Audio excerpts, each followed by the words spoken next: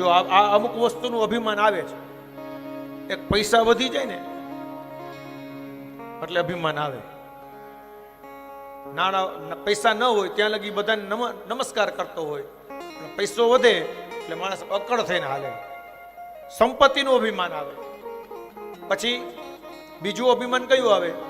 જુવાની. જુવાની આમ આવે ને, આ તો બધાને આવવાની જ છે. જોવાની તો જોવાની, આવવાની આવવાની, અને જવાની એ ખરી પાછી. યુવાનીનું અભિમાન આવે.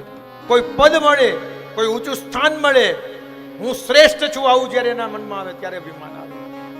અને છેલ્લે ચોથી વસ્તુ, 4 વસ્તુનું માણસને અભિમાન આવે છે. પૈસાનું અભિમાન, જુબાનીનું અભિમાન, પદનું અભિમાન, અને ચોથું વિદ્યાનું અભિમાન આવે.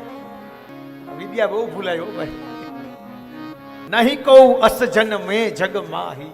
કહેવાનો ભાવાર્થ, નહીં કહું અસ જન મેં જગ માહી, પ્રભુતા પાઈ જાય મદ ના.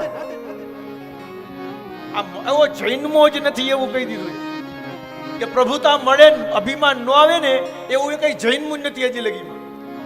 અભિમાન આવ્યા વિના રીએ જ નહીં, આવી જ જાય.